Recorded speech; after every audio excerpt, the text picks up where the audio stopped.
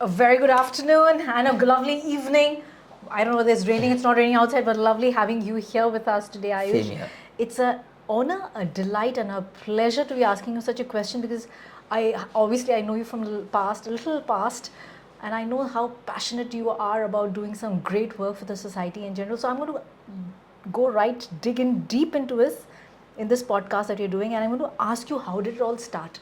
I mean, why? I mean, very honestly, looking at your age, you look nothing less than just somebody out of college.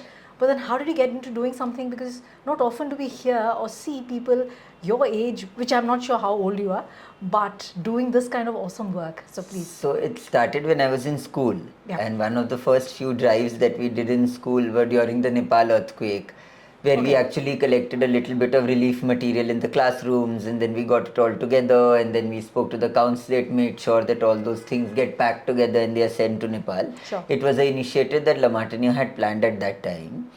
So at that time I was in about class 11 or 12 when we had started the first initiative, and then slowly after that, as I started to grow a little older, initiatives became a little more mature, people started connecting, and then sooner small newspaper collection drives, old clothes drives evolved into something which is more serious. So we started a little bit with tree plantation, then we started working in various NGOs where I went as a volunteer.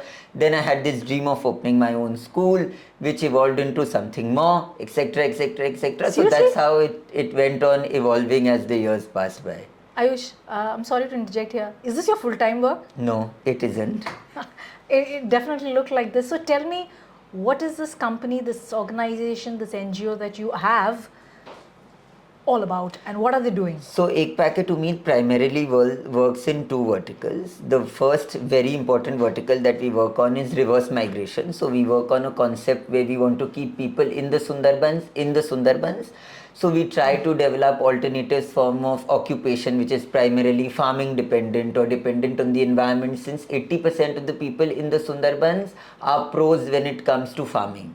So we want to develop. Is it? Is it? Yes. Why? Because that area is like a marshland, right? It is a marshland, but now farmers are getting more and more aware.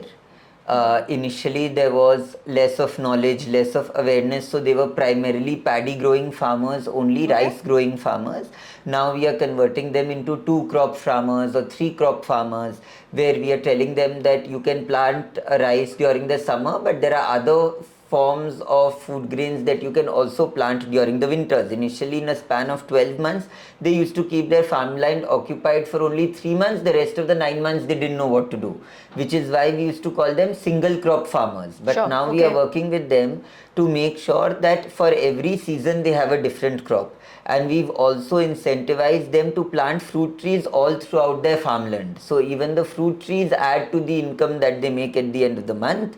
We've also adopted 100 such families where we've started an organic honey brand, where we want the women to stay in the village, because what was happening, the children who were coming and studying in our school, they were not being exposed to, they were not getting the right support at home because their parents were not there. Both of them were dehadi workers, and the mother was also leaving the house, so the child was remaining unattended at home. So now we want to keep the mother back, which is why we've tried to train these women in honey farming to make sure that there are two people who are earning in the house, which when we divide it socio-economically, initially a family was making 3,000 rupees a month only. Now they are making 10,000 rupees because both the members are earning. Okay.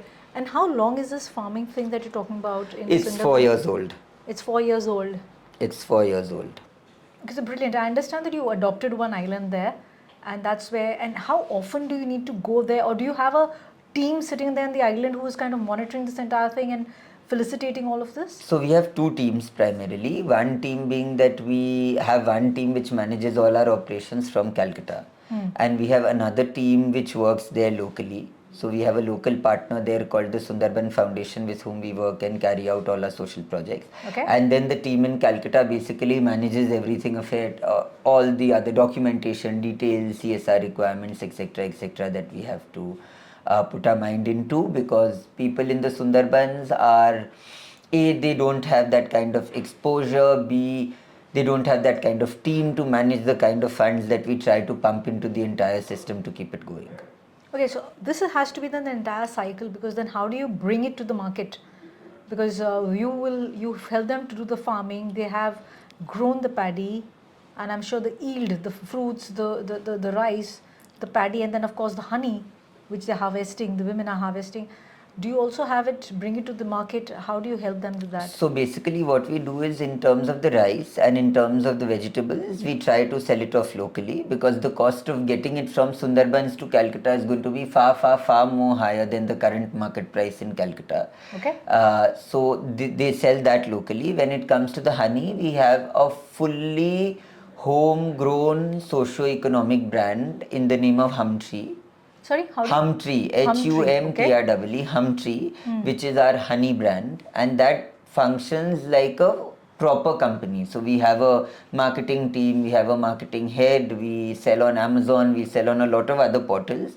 The only difference of why we call it a social entrepreneurship is that the funds, the profit that we generate from the business is reinvested into the village. Brilliant. So we use that money to fund all the other activities that we do in the village. So we constantly don't have to depend on any CSR funds coming to us. Oh, that's brilliant. So you said you use the funds for other activities in the village. So can you just put some light on what other activities are there? So I especially believe, and which I feel that most NGOs should start today, is that they should make their activities, their projects independent. Sure. They should be sustainable on their own and not depend on funds coming in from a company to run the project. So we always believe that it's best to take funds from a CSR for capital benefit, Right. capital expenditure. Sure. So we have a company who comes in and builds the school with us. But the running cost of the school, the teacher's salary, the stationery, the books, we try to fund maximum part of it from the profit that comes from a honey business. So then you think that you have partnerships in place which come and build schools and Schools, supplies, yes. all give all So the... they fund the capital part, which is building of the school, So putting... so the funding of the capital part, or building of schools... That comes from CSRs. Oh, that comes from CSR. So where do you get this fund from? So we have a lot of partner CSR, partner businesses who commit a certain part of their annual CSR with us. Okay, right. So Alright. we give them a project proposal, they fund it. Once Oh, the school okay. is ready, the main problem that most of the NGOs face today is running the project. Getting capital funding to build something is very easy. To make sure that it's sustaining and it runs over a period of time is very, very difficult. Because Okay. none of the corporates today want to get into the mess of managing something till the last person in line. To manage the teachers, to make sure that the teachers are coming to school, and there are a lot of overhead costs that come in all throughout the month. You can't budget everything at the very beginning and give it to the CSR saying that this is the actual amount of funds that we require. There are a lot of times where we require more funds than what we've asked for.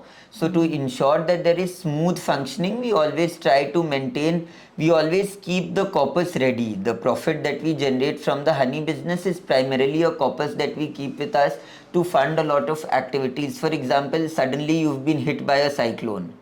Now I can't wait to write to a CSR and get funds after 7 days. I need those 5-7 lakhs with me in hand. For example, there's a fire, or someone has lost their house, or someone's been bitten by a tiger attack. There are a lot of things that happen in the Sundarbans because healthcare is not readily available. To access basic healthcare, you have to travel to Calcutta for about 6 hours. There is a lot of human and animal conflict that happens, which leads to people who get injured at that time. Some urgent medical care may come up, a corporate may not want to fund you for the next 3 months. So you just can't stop running the school. You need some corpus to make sure that you run the school. Okay, just I'll stop you here. You said about medical. Do you also provide medical support? So we try to provide as much medical support as we can without getting the licenses required, because if we have to set up a hospital or a dispensary, we need to get a lot of licenses in place, lot of doctors, lot of medical health is a very complex field to get into. We need the right implementing partner to come on board. We need the right agencies to come on board, because it is a sustained project over a period of 10 years. You have to have a very serious corporate on board, because today if you get a corporate who says, fine, I'll fund you in a school for 2 years, that's fine. You can manage to raise a little number of funds, or maybe reduce a teacher and run the school as is. But in case of a hospital, if after 2 years a corporate backs out, you can't shut the entire. You're right. I understand. So what you give perhaps is the first SOS Yes. treatment, So and then perhaps you take it later. So what we do is we have plans of setting up a hospital in the future. That's like a dream project that we are aiming at looking Okay. at. Currently, we've started reaching out to two of the, what should I say, very the need of the hour in the Sundarbans at this point in time. One is young expectant mothers. Okay. And the second is below poverty line senior citizens. Okay. Because these are two fragments of society which require immense healthcare, and they are very sensitive, because a young mother who's expecting a baby in the next 9 months requires the right amount of nutrition, protein, balance.